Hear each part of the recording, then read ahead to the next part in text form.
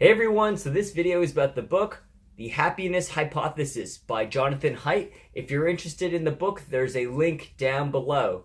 So this book basically talks about, just as the title of it says, it just basically talks about happiness, or how we can become happier, or where does happiness come from. And so this book looks at all of those things. Now it's a very interesting book because it mixes science with philosophy and spirituality. So it's a mix of the three.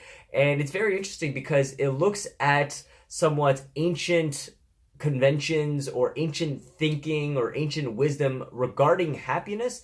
And what the author does is he looks at it through a scientific perspective. So is this actually backed by science? So what these old, I guess, philosophers, or what spirituality teaches, is it actually applicable in the modern days through science? Nonetheless, this book is quite informative and it's quite packed with a lot of information. So I'm going to share with you my 3 points, or my 3 favorite points from the book. Now, these are basically from the first 3 or 4 chapters.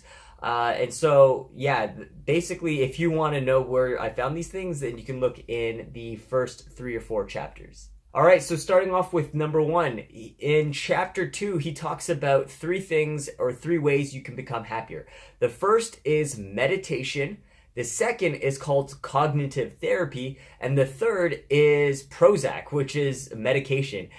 So point number 3, or the third part, was kind of a curveball for myself because I wouldn't have guessed that he would recommend medication for depression, or just something to make you feel happier. I thought this was kind of more of a natural way on how to become happier. So that was a curveball for myself. When I read that, I was just kind of caught off guard when I saw it. Now, for myself, I've never taken Prozac. I've never been really somewhat depressed to the point where I'll need to take medication. But yeah, that was kind of very interesting to read that, where you should take Prozac to increase your happiness, or in order to get away from depression.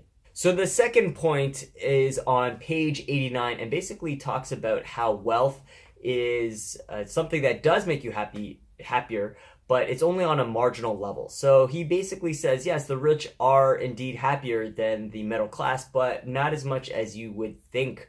And he says that this is the case because after a certain level, where you've already basically paid for your most basic needs, where it's food and water, shelter, clothing, so on and so forth, that the level of happiness only increases marginally. So, and he makes the analogy that we're all on a treadmill, and the wealthier you get, the faster the treadmill runs. So basically, it's, you ratchet your income, then you get used to that sort of lifestyle, and then you're always wanting more. So then you're always going to feel like, oh, I want more, and then you ratchet up, and then, oh, I want more, and then ratchet up more or less. That's how it goes. And that's kind of just like being on a treadmill running, but at a faster pace. Now, he says that in the world, if you look at people, we become 2 or even 3 times wealthier than in the past 50 years. But happiness hasn't also increased by 2 or 3 times as much. In fact, it stayed the same. And he's saying in some instances, depression has increased. So that kind of just shows you, yes, there is no real sort of correlation between wealth and the level of happiness. So shortly after he talks about point number 2 that I just talked about, he talks about 3 ways that you can actually become happier. And the first one is to reduce the background noise. So he basically says you have to live in a place where you reduce the amount of noise that you can hear, and that's going to make you happier. Number 2 is reducing your commute time. So he's saying if you are commuting a lot every day, it's just not going to make you happy. So you want to reduce your commute time. And then the third thing is that you want to gain more control in your life. So whatever you feel like you have a lack of control of, that's going to make you unhappy. So I'm sure some people who are in a job, or some people are in a job where they don't really have some much control or autonomy, and they're probably not all that happy, according to Jonathan Haidt. And so what he's saying is you want to find a job, or you want to be doing something where you have more control or more autonomy. And in addition to that, he says one thing that will increase your happiness, and that's well within your control, is to increase the number of positive or good relationships in your life. And he's saying that relationships are so integral with happiness. If you're around people who aren't making you happy, you're definitely not going to be happy. But if you're around people who have a positive impact in your life, then that's also going to increase your happiness level. So those are, I guess, 4 things that are well within your control that can increase or somewhat decrease your happiness levels.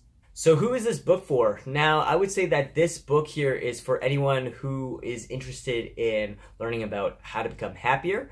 That's the main group, obviously. The second, I would say, is if you are somewhat interested in philosophy. As I've mentioned before, that this book is somewhat philosophical. It looks at a lot of these philosophers and their take on happiness. So that's number 2. And then a small minority is if you're into spirituality. If you are someone who's religious and you want to learn about what happiness means in spirituality, then yeah, I would say that is the third group. But I would say the majority is people who are interested in learning on how to become happier based on science. So in terms of the rating, I would give this book a 3.5 out of 5.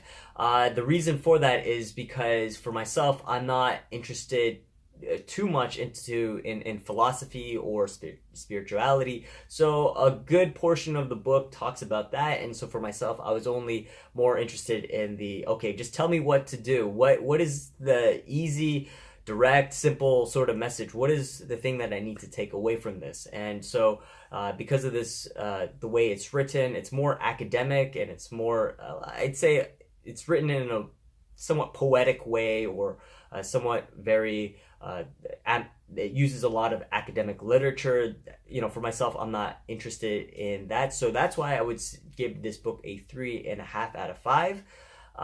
But this book is just a wealth of knowledge. It goes into a lot of different things, so it's really packed full of great information though. Alright, well, thank you for watching, and I hope you liked this video. If you did, please give it a thumbs up. If you didn't, then give it a thumbs down. Leave a comment below on what you liked about this video or what you didn't like about this video, so I can make it even better for you guys. And if you are interested in receiving notifications of my future videos, then hit that subscribe button down below. And yeah, thank you for watching, and I'll see you again in the next video. Bye for now.